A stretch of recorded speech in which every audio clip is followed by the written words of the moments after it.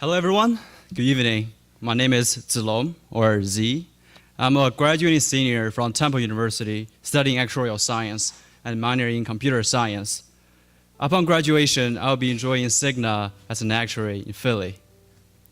And it's my great honor to be standing here today to share with you my testimony how God has switched on the light within my heart. Born in China, I was raised in an environment of competing and achieving.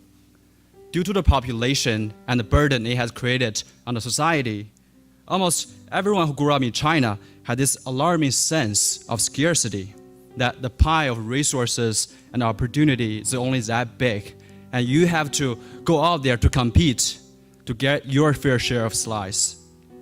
And that's the mentality I grew up with. I started competing through K-12 education. Through competition, I got into a reputable middle school. Through competition, I got a full-ride scholarship to study in Singapore.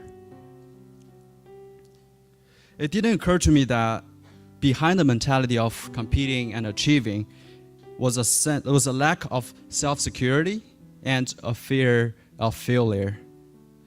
When I moved to the States, I not only brought with me all my belongings, but also the mentality of competing and achieving.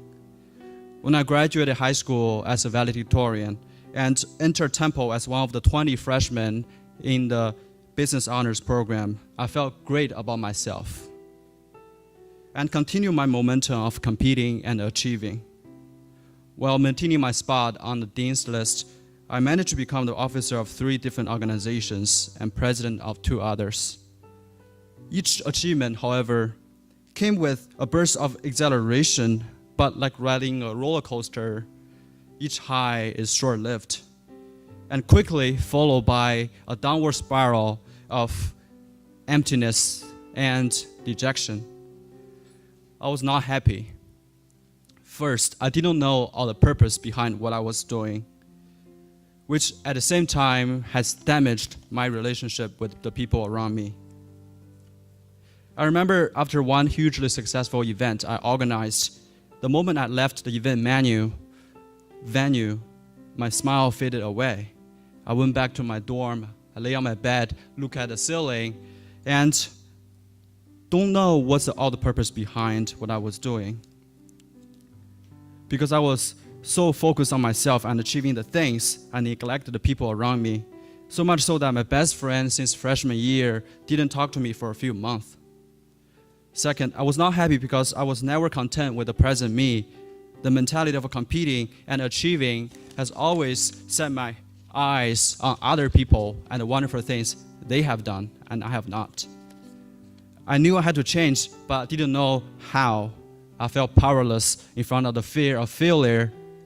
And it was last semester that when God showed me at GCC a glimpse of light at the end of the tunnel. I felt alone in darkness, but God turned the light of my heart through GCC's worship.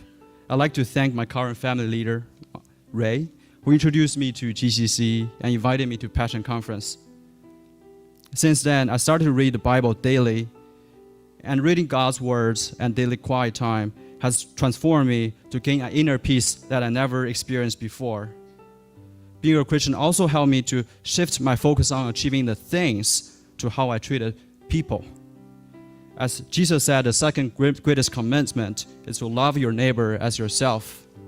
I started to realize that being a Christian is not only about how you worship on a Sunday in a church, but how you treat people on the street on Monday.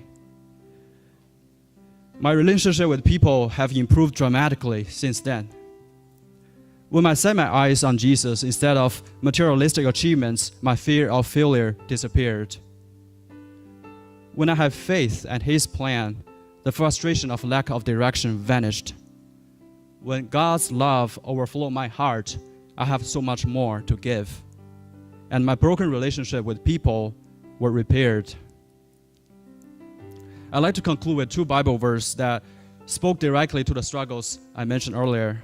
The first one, empower me to embrace my weaknesses and conquer the fear of failure. 2 Corinthians 12:10. And that is why, for Christ's sake, I delight in weaknesses, in insult, in hardships, in persecutions, in difficulties.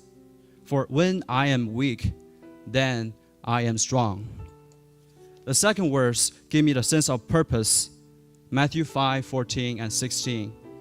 You are the light of the world. A city set on a hill cannot be hidden. In the same way, let your light shine before others, so that they see your good deeds and glorify your Father in heaven. Thank you, God, for switching on the light of my heart. I'm ready to devote my life to you. Thank you.